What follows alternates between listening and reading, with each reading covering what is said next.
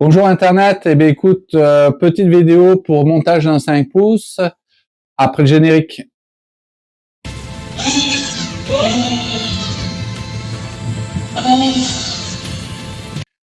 Donc je voulais voir un peu comparer ce que faisait un 5 pouces par rapport à mon 3 pouces et demi. Ça c'est le drone avec lequel je fais toutes mes sessions journalières, donc 3,5. C'est quelque chose que moi j'adore, vraiment quelque chose qui a vraiment beaucoup de punch. Donc je voulais comparer parce que à force de voir des vidéos sur internet et qu'on ne parle que de 5 pouces, hein, c'est dommage, mais je voulais voir un peu la différence et pas mourir idiot. Donc j'ai repris un Geno 5 pouces. Tu vas avoir les coordonnées de la page dans les liens en description.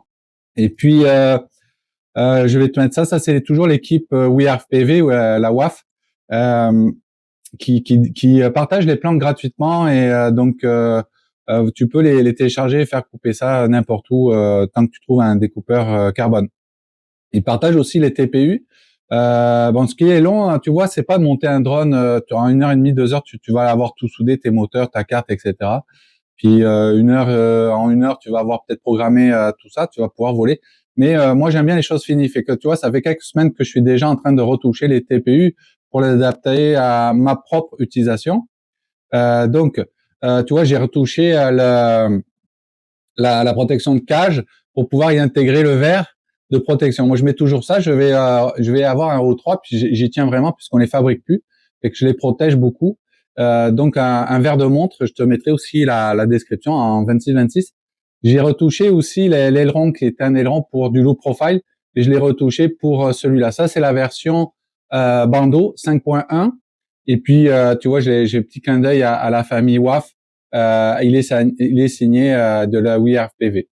Et que c'est sympa avec les écritures en TPU, ça fait vraiment sympa. Même si c'est pour du bandeau du freestyle, je vais l'abîmer dès la première semaine, mais j'aime bien que les choses qui soient bien faites. Et que tu vois, la protection d'antenne, je l'ai raccourcie aussi pour qu'elle s'accroche moins dans tous les obstacles. Et que c'est ça, je l'ai modifié. Je l'ai modifié aussi ici parce que je vais mettre mes protections latérales, donc il me fallait une accroche quelque part. J'ai modifié, j'ai changé les protections de moteur. D'habitude, c'est celle-ci. Le problème, c'est que l'hiver, j'ai remarqué, euh, j'ai grillé 3 moteurs la semaine dernière, je comprenais pas pourquoi, parce qu'en fait, la neige ici, elle va entre le moteur et la protection. Puis dès que tu vas l'arrêter, que tu tombes quelques secondes dans la neige, que tu les arrêtes, ben, ça regèle et puis ça te bloque les moteurs. Donc quand tu fais ton retournement, ou que le temps que tu ailles chercher puis repartir, ton moteur est bloqué et puis tu vas pas forcément t'en apercevoir. Des fois, tu insistes un petit peu, tu dis c'est pas possible, qu'est-ce qui se passe? Fait que tu grilles ton moteur. Fait que quand j'ai compris ça, je me suis dit oula, on va changer ça. Pour celui-là qui ont des moteurs plus gros en plus, donc plus dispendieux, voilà, je voulais pas renouveler l'expérience. Donc j'ai travaillé longtemps là-dessus. J'ai modifié complètement. Enfin, je suis parti d'une page blanche. Au départ, je suis passé là-dessus. Après, donc je me suis dit c'est trop lourd. On était à 13 ou 14 grammes. Donc j'ai enlevé les protections qui étaient inutiles. J'ai affiné aussi beaucoup ce qui tient tous les bumpers, etc. Donc là, je suis arrivé au même poids que celui-ci. Celui-ci n'est pas complètement identique à l'original. Moi, je l'ai surélevé pour qu'il couvre complètement le moteur. Mais voilà, on arrive au même poids que l'original qui a 10 grammes. Il est presque à 9 grammes celui-là. Et que je suis identique à l'original. Donc, je rajoute pas de poids. Donc voilà. Puis je vais y mettre aussi des prises. Donc c'est sûr que peut-être dans le montage vont disparaître ces protections de câbles parce que souvent moi je coupe les câbles au lieu de ressouder jusqu'à la base de tout démonter. Je coupe les câbles, je les ressoude à moitié. Et donc je vais y mettre finalement des prises. Sur un 3,5 c'est pas possible, la prise est trop grosse.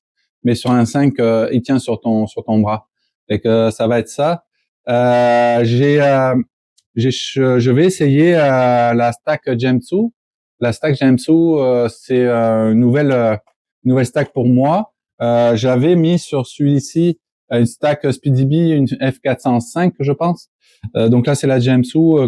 J'avais envie aussi d'essayer les Goku, les F704. Celle-ci, en fait, au départ, je voulais faire une octocoptère avec celle-ci en 5 pouces. Puis j'ai fait un post sur Facebook sur l'équipe de la WAF qui me disait que la Gemsu était plus costaud en termes de choc. Et que c'est ça, je vais faire mes tests avec ça. Donc tu vois là, c'est juste un pré-montage pour voir ce que ça donne, si mes éléments vont tous passer. Ça c'est très important. Et pour les moteurs, je suis parti sur des Velox V3. Puis j'ai tellement peur que ça soit pas, ça me déçoive. Je suis parti sur cela là, les 2000 quelque chose, 2200 kV. Je te mets les liens en description. Je sais que ceux qui font beaucoup de bandeaux sont plutôt dans les 1700-1900 kV, mais on va commencer avec ça. Fait qu'après, si c'est trop puissant pour ce que je vais faire, je changerai de moteur. Les hélices, c'est pareil, c'est aussi des expériences que je fais. Je suis parti sur les HQ propres, donc c'est ça. Mais j'ai aussi commandé des Ethnix qui les melons là, donc qui devraient, qui sont pas mal. Il y a de bonnes critiques là sur ces deux hélices là. Je voulais comparer les deux. Comme ça, dès le début, je vais pouvoir voir ça et puis après rester sur mes hélices préférées. Donc voilà, on va se mettre à l'atelier et puis on va commencer à monter tout ça. Bon, mais on est parti. Première, on va démonter tout ça. Tu vois, ça c'est mes protections. Je sais pas si tu vois bien. Ça c'est mes protections latérales que je vais mettre. Je les ai déjà modifiées, mais on va déjà casser celle-ci avant de mettre les nouvelles. Donc un petit O3. Excuse-moi, je sais pas si tu vois bien. Donc un petit O3, mais tu vois qui a bien servi, hein, mais c'est pas grave. Donc on va démonter, puis on va essayer de préparer le O3. Voilà. Donc moi je vais le mettre là-dedans pour le protéger au maximum et puis le protéger des vibrations. Ça va être le but de cette étape aujourd'hui. Donc on va se débarrasser un petit peu de tout ça.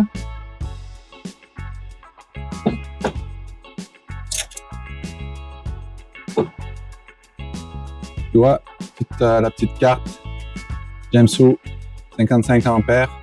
Vraiment, moi j'ai bien aimé qu'il y ait autant de pads pour pouvoir brancher tout ce que l'on veut. Ici, ben, tu as ton branchement pour ton O3 directement. Et puis, on va faire dans une deuxième étape la préparation de ça. Donc là, tu vois, j'ai déjà préparé, j'ai mis la manière dont je voulais mettre mon buzzer. On va mettre 4 petits boulons là-dedans. Donc, la boîte à boulons. On va se mettre des boulons, des petits boulons acier. Donc, tu vois, des boîtes à boulons, quand tu fais de la construction, tu en as pas mal. Des boulons, ça c'est avec les anti-desserrage. Ça c'est boulons métal, ça c'est les boulons nylon. Hein? Puis j'ai plein d'autres boîtes. Fait que, on va se mettre des boulons acier comme on a dit. Alors, hop, on va se prendre les petits. C'est ceux-là qui vont aller dedans. Donc, tu vois là, il y a déjà trop de choses, ça me plaît pas, mais c'est pas grave. Ça c'est ma pince préférée. Des fois sur AliExpress, c'est pas le top, j'ai pris ça en pharmacie. Voilà. Ouais. Donc là mes boulons sont posés. Donc boîte de vis. Boîte de vis, ça c'est les boîtes de vis, je sais plus où. Je mettrai le lien si tu veux. On va regarder ce qui va aller le mieux là-dedans.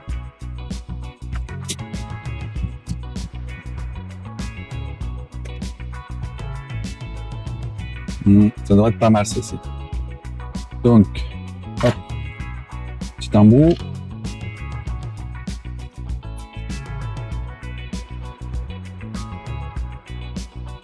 Ouais, c'est bon. Donc, on va les mettre les 4. Puis je coupe ça, puis je te reprends après. Alors, donc, allez, on va essayer de passer ça là-dedans. Alors, on va démonter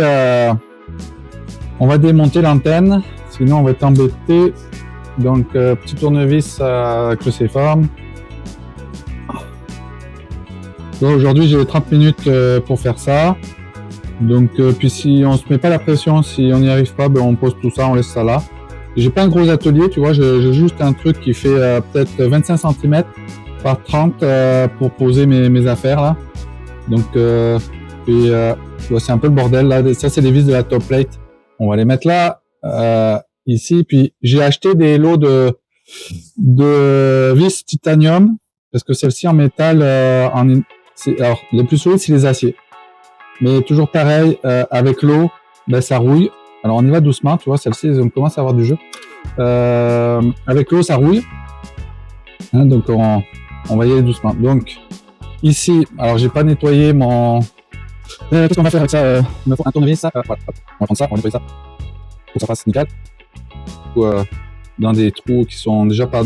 Déjà, avec un trou droit, c'est pas facile, mais alors si en plus tu mets des coudes, ça va être compliqué. Donc là, ça c'est la partie la moins marrante.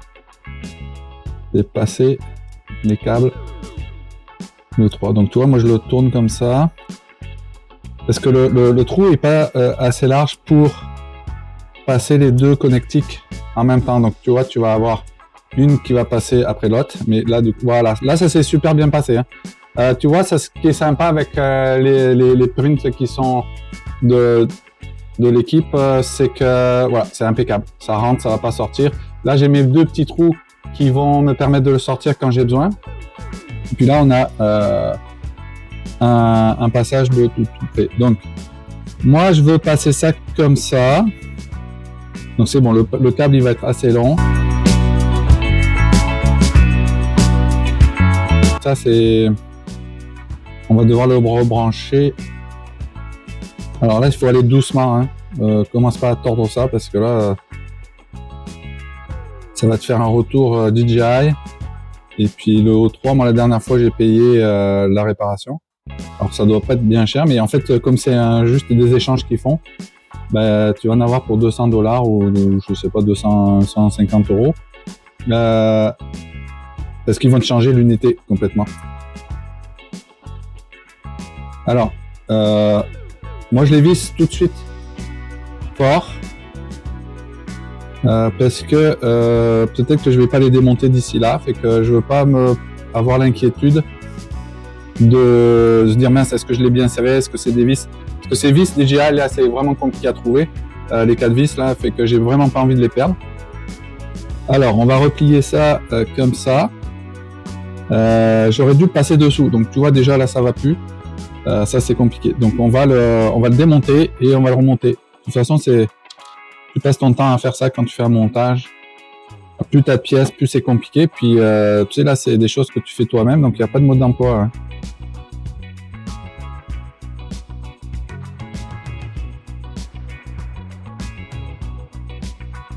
Alors certains, au lieu de les visser, ces protections-là, ils mettent du double tape. Je l'avais fait sur un 3, mais comme il était calé, ça tenait très bien. Donc j'ai un petit peu peur que ça tombe, donc moi je mets des vis. Le TPU est fait pour ça, je sais pas si je vais te le mettre en lien. Ça c'est un TPU, tu tapes protection O3 sur Printable, tu devrais avoir ça rapidement. Bon, en plus, il y a peu de chances que beaucoup de personnes le fassent en O3, ça va être du O4, donc c'est pas le même. Et c'est vrai que j'ai eu du mal à trouver un bon support de O4. J'en ai un par là, et puis ça m'a pas plu, donc je l'ai même pas mis, tu vois, sur ma frame, il y a un O4, ça m'a pas perturbé. Voilà. Donc, tu viens faire ça, tu tords ton TPU, c'est fait pour être tordu, tu viens comme ça, et là on est bon. Donc là on a notre accès, la carte. Ce qui est bien, c'est l'O3, tu as la prise USB, la carte du même côté. De l'autre côté, c'est le bind. Puis tu vois, il est bien fait. Donc ça doit passer en dessous. Donc on va le tenir comme ça. Alors, tu vois, c'est le moment de vérifier. Ça, c'est un vieux câble que j'avais, fait qu'on va le changer. Là, il est déjà ouvert. On va se chercher un câble O3. Tu vois, la petite boîte des câbles. C'est très important de tout garder. Est-ce que ça va être aussi long? Je pense que oui. Et puis en plus, donc là, ça devrait partir de là. jusque là, donc on devrait être pas mal. Donc on change pour du neuf, comme ça on part sur quelque chose de confiance. Celui-là, ben, on va le réparer un jour, on le met dans la petite boîte des réparations. Et puis voilà. Donc, hop, la petite pince. On repasse par en dessous. Alors ça c'est vraiment prendre son temps. Si t'as pas le temps, le fais pas.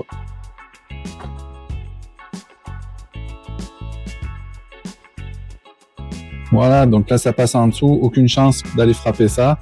On se met ces petites vis. Hop, là-dedans. Ok.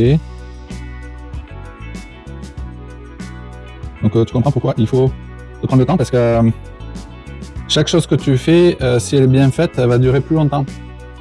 Hein, surtout que le freestyle, tu vas frapper des milliers de fois, et que ça fait des vibrations.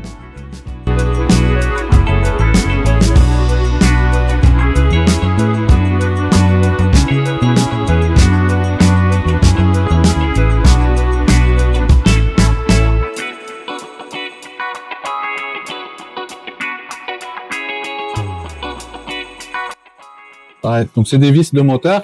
Le petit bleu, là, la petite couleur bleue, c'est du frein filet. Parce que j'ai vraiment pas envie que ça se desserre. J'en mets partout. C'est vrai que sur les moteurs, j'en mets plus.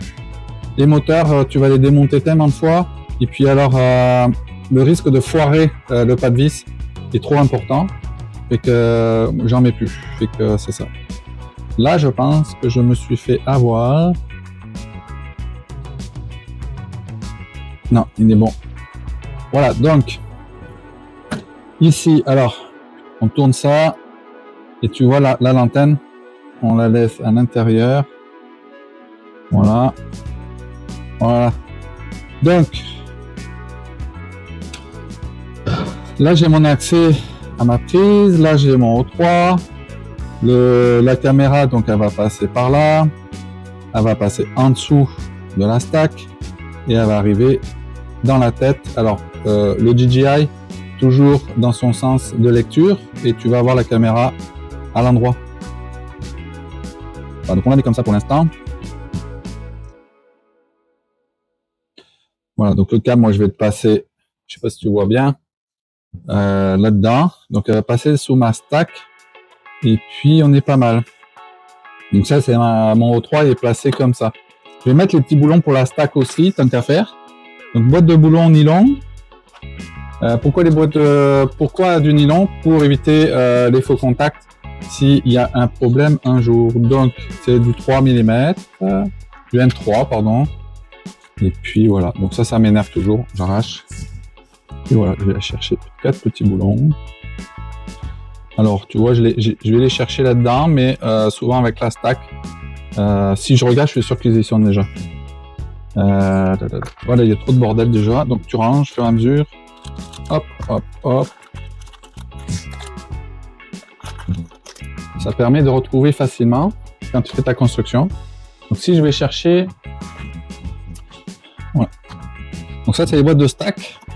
Je crois que j'ai tout mis dans celle-ci, dans la boîte des... Non, ben, tu vois, avec ces stacks, il n'y a rien qui vient. Tu as la prise pour ton O3. Donc là, tu vois, erreur. J'aurais pu mettre celle-ci. Celle-ci, voilà. Ça, c'est pas bon, tu vois. Bon, après, tu vois, tu as ta prise pour ta stack, pour tes lipos.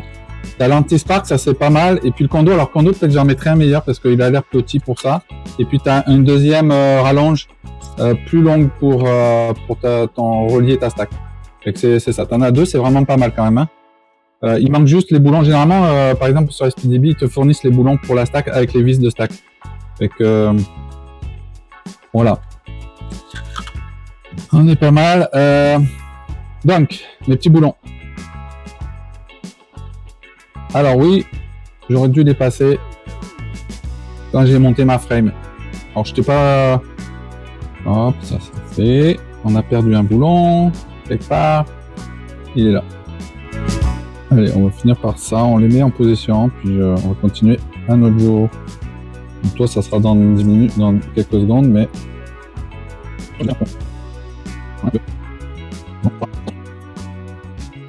Et 4. Bon, ben on va rester là, puis dans 10 secondes, on se reprend. À tout à l'heure.